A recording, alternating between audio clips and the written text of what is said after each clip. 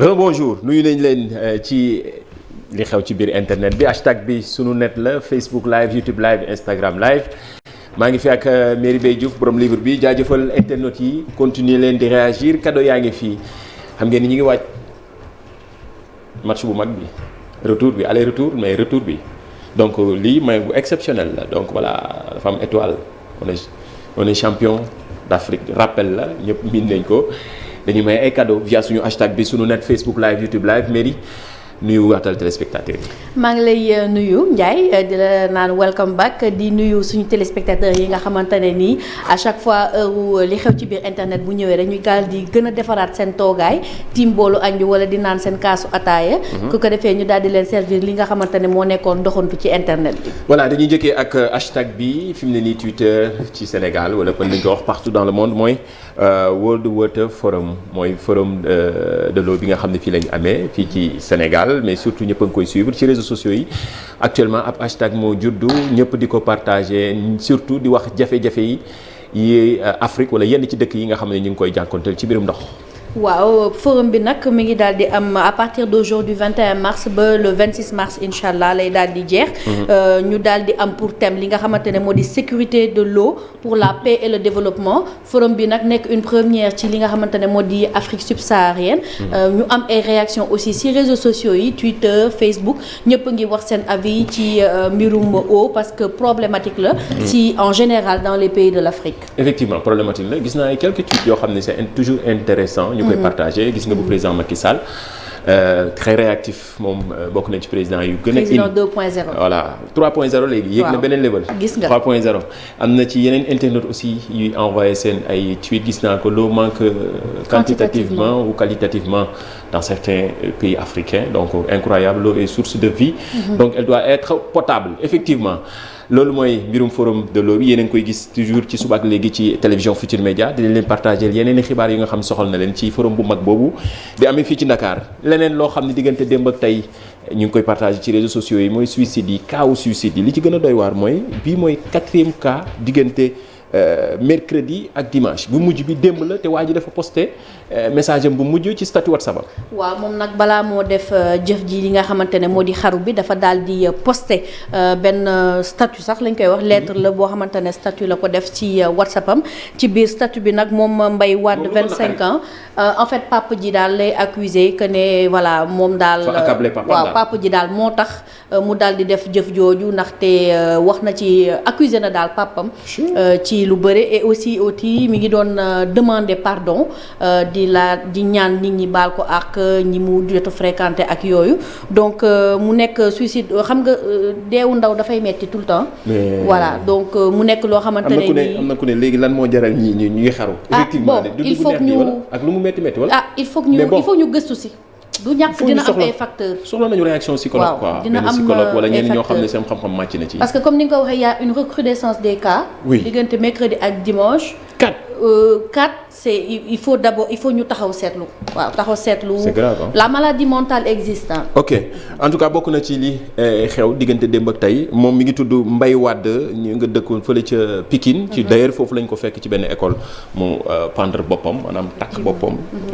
un jeune homme 25 ans nekkoon étudiant ci UVS mooy université virtuelle du Sénégal. voilà lu doy waar la bokk na ci li xew ci internet di diggante démb ak tey waaye du rek xibaar yu tiis yi parfois aussi yi reetaanloo yuy fën yi dafa ànd ak statut WhatsApp Facebook démb ak tey tamit ñi ngi partager ay éphémérides ku nekk naan jamono ji li kii moo njëkk a def lii ci atum 1900 temps xam naa ki naan soxna Merry kii mooy Merry mi mu njëkk a fotowu kii mooy Mame Anna Ndiaye mu njëkk a def shooting fii ci Sénégal Merry Beye Diouf en 1902 kon xanaa sa maam la ba léegi nangu naa ko direct ndax ni nga bëggee photo ay yow tamit sama papa ma ko tàmmal kii nangu naa xoolal tagal bi yow it jëloo tagal bi kii man na xam naa kii sama maam kii ñu ne kii mooy Adji Sarr Ajaratu Rabi Sarr moo njëkk a ëmb plus de 15 mois non am na ci kenn koo xamante bi intéressé wu ma sax man bi ma intéressé mooy Yoro Ndiaye xam naa ne kooku sama maam la mu ne moom moo njëkk a takk ñaareel Yoro Ndiaye mel na mi moo njëkk a takk ñaareel dafa bokk ak li xew ci internet bi dégg nga démb ak tey ñëpp a ngi koy partage mi ngi nii yow kii da ngeen nduróo de. moom sama maam ngi noonu. yow kii nduróo ngeen. moo njëkk a takk ñaareel. laay li kii comme maamu Youssou yow. voilà ay éphéméride la yi gars yi di génnee démb ak tey moom la ñuy partagé ci statut WhatsApp yi gannaaw xibaar yu triste yi. am na ci yoo xamante ni nit ñi dañuy reetaan démb ci dimanche bi gis naa ni ñëpp a ngi ko doon partagé. et puis comme que ñu voilà dañuy boole utile ak agréable dañuy partagé ndox kii ñu ne moom moo njëkk a fecc wàccal ci suuf 1900 nangam la woon 1933. yëg nga loolu. doy na waar voilà moom internet ñoo ànd ay yi ñuy partagé gis nañ réaction internet yi gis nañ hashtag bi sunu net Facebook live YouTube live Instagram live gis naa commentaire internet yi kii nee na xaru daganul voilà quand on parlait de xaru. voilà kii du dul toppandoo tubaab yi voilà xaru bi la ñuy wax mais actualité bi tamit ñi ñuy reetaloo ak statut yi tamit ci li xew ci biir internet bi la bokk. te dafa nekk lu doy waar maamu Mairie Bay Diouf la commentaire yi di. ki njëkk a photo dafa ñeme photo. waaw bëgg ko. xam naa ni maire boobu moom maamam la direct descendant. wanewaat da ngeen ko war a wanewaat sax ak tagal bi kii moom xaw ma ko mu doon.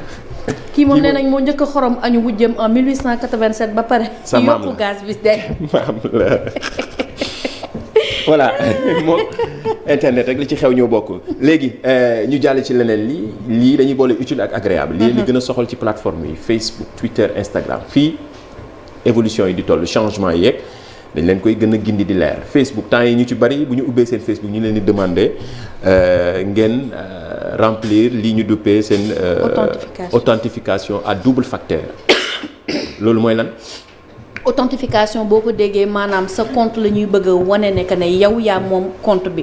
parce que li ñu daal di seetlu authentifier ko quoi. waaw authentifier ko lu ñu daal di seetlu mooy dafa bëri ay faux compte ay compte yoo xamante ne nii du la personne. mais keneen moo nekk ci gannaaw compte bi di usurper identité keneen. léegi nag authentification boobu dañu bëgg a wéral compte bi que ne yow la. léegi authentification bi day am ñaari yoon 2 facteurs maanaam 2 étages. authentification boobu am na WhatsApp. boo leen seetloo am na tamit Instagram mais léegi dafa daal di ñëw Facebook. lu am solo la ndaxte Samuel Eto'o yi bari na. waaw balaa ñu laa bind naan la mon frère wala ma sœur. ñu déglu Ibrahima Faye mi nga xamante ni xam-xam màcc na ci di informaticien di digital di ci yëngatu mu expliquer ñu lan mooy identification à double facteur yéen ñi nga xamante ne temps yéen a ngi ubbi seen Facebook ñu leen koy demander bu leen tiit dañuy juste bëgg ngeen remplir renforcer seen sécurité ñu dégtal leen élément bi.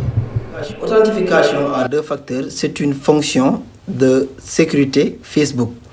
Dafay permettre les utilisateurs les plus vulnérables ñu mën a sécuriser seeni compte Facebook ak seen mot de passe avec Facebook Protect. À chaque fois un intrus essaie de connecter à ton compte Facebook jaarale ko ci benn navigateur wala ci téléphone portable smartphone da ngay jot automatiquement un message d'alerte boo xamante ni aussi dafay ànd ak un code de validation mais tant que validé woo li nga xamante ni moom mooy code bi nit ki du mën a am accès boo xoolee réseau social bii di Meta ex Facebook mi ngi teg ay menaces pour ñuy def authentification à 2 facteurs voire sax même dem bay bloquer certains usagers parce que daf ko yàgg wax depuis fin 2021. ensuite mu relancé ko début mars 2022 parce que boo xoolee am na yeneen réseaux sociaux yu mel ni WhatsApp ak Instagram ñoom aussi ñu ngi ci lancé boobu parce que tout simplement dafay renforcer li nga xamante ni moom mooy la sécurité. le programme Facebook Protect selon Mark Zuckerberg nga xam ni moom mooy le propriétaire nee na moom li gën a tax sax mu def ko c'est de vouloir bien protéger li nga xamante ni moom mooy les défenseurs des droits de l'homme les journalistes ou les responsables gouvernementaux. voilà protéger les utilisateurs wax na ko moom Ibrahima Faye di ko jaajëfal am na ku ne man de chaque jour ñu jéem a pirater bari nga ci moroom. gis nañ réaction yi gis nañ seen commentaires yi surtout émission bi ni mu leen soxalee am na solo mbirum authentification à double facteur c'est hyper intéressant donc gars yi renforcer sécurité donte ñuy rappeler rek que ni sécurité à 100% ba tey amul ci internet.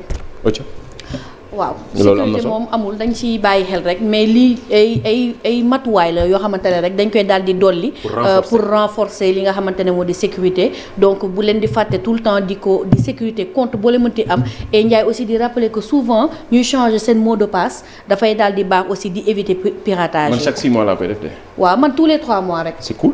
tous les 3 mois. donte sécurité amul. voilà dañ koy maye c'est gratuit c'est pour vous. Avec kaay l'étoile. solo di ko jaajëfal internautes yi continuer leen commentaire am na image bi ñu leen koy bàyyil d'ailleurs mooy image cachée bi mën ngeen ñu wax kan moo nekk ci ginnaaw image bi ngeen envoyé seen ay message plus hashtag bi mooy Facebook live YouTube live boole ci midi plus fépp foo leen ko envoyé am ngeen possibilité ñu choisir quelques internautes jox leen ci cadeau yi des maillots t-shirt champion d'Afrique waajal match Sénégal Égypte double confrontation. D'ailleurs équipe nationale bu Sénégal depuis démb ña nga fële ca Marrakech waajal regroupement boobu nar a nekk première partie regroupement bi équipe baa ngi noonu déjà 10 Lions ñu nga foofu ca Marrakech yeneen yi ci des ñu ngi leen di xaar tey gis ngeen image yi déjà ñu ngi koy commencer partager ci réseaux sociaux yi en attendant ñuy xaar le 29 mars fii ci stade Abdoulaye Wade en attendant internautes yi continuer leen commentaire ñu may leen ci yi ngeen waajal match retour bi sol ci maillot yi sol ci t-shirt yi dem via suñu hashtag suñu net Facebook live YouTube live Instagram live Real Barça bokk na ci li def buzz aussi ci réseaux sociaux waaw yi. yow démb damaa kontaan. foo far. yow Barça. waaw démb moom Marème Diagne Camara ba ca Koweït moom xam naa ne leerul. Baadu supporter yi bees yi rek la. non du support yàgg naa ko nag. xool leen ambiance université Cheikh Anta Diop fii la xewee du Espagne partout classico bi ñëpp ko doon seetaan partout dans le monde image yi ñu ngi koy partagé ci TikTok bi fii la xewee ci université Cheikh Anta Diop.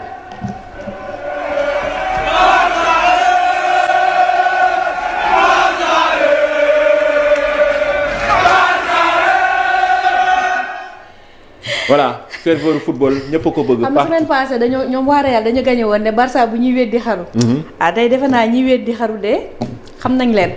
ma dem. doy na waar Zelo bëggoon naa ñu wax ci mais dañuy bàyyi ba suba. waaw nañ bàyyi ba suba waxtu bi jot na. Zelo benn réseau social la actuellement buy def fureur partout surtout en Europe. États-Unis suba dañ leen ko détaillé ndaxte fi mu ne nii fii la lépp di xewee li xew ci biir internet bi. ci lay mbokk balaa dara ngeen koy comprendre dañ leen koy expliquer fii ci émission bi ba mu gën a leer. xam naa ne suba dañu leen expliquer plateforme bii di Zelo. su ko defee ñoom ñu bokk ci les premières personnes ici en Afrique yoo xamante ne ñu ngi koy commencer utiliser parce que ça fait déjà fureur en Europe te déjà ci diggante guerre bi Russie ak Ukraine moom moo daal di remplacer WhatsApp parce que waxoon nañ leen ne WhatsApp ak yenn réseau yi dañ ko daal di tëj. suba dina ci ñëw gën ko détaillé Pape xanaa ñu wan la challenge bi nga xamante ne tamit partout ñu ngi koy partager ci TikTok bi ay millions de vues lay ravagé mën nañu ko wax noonu challenge la. El Hadj boo nekkee ci ginnaaw moom la challenge bi sa boss nag laay xaar. sa boss laay xaar war ñu challenge bi. Qu'est-ce que vous voulez? J'étais en train de discuter là lan ngeen may déranger. ah là là vous sama benn cousine nee na ma léegi bëri nga tiitar nag. oui dëgg man ay français laa jël. maa ngi koy lakk di ko rouler xeetu rouler boo xamante ne. la maire bi ne woon ci TikTok bi lu bon a bon. challenge drop it bi lañ la bëgg a wax. mais challenge drop it boobu laal ba sa boss laay xaar nag. c'est quoi montrez-moi xam nga man mag laa mënuma xam challenge yi xew. acca wan ma ko. non mën naa ko nag. pourtant non mais bii pourtant bii pour mag ñi la est-ce que nañ ma ko tegaatal ma xool nañ ma ko tegaat.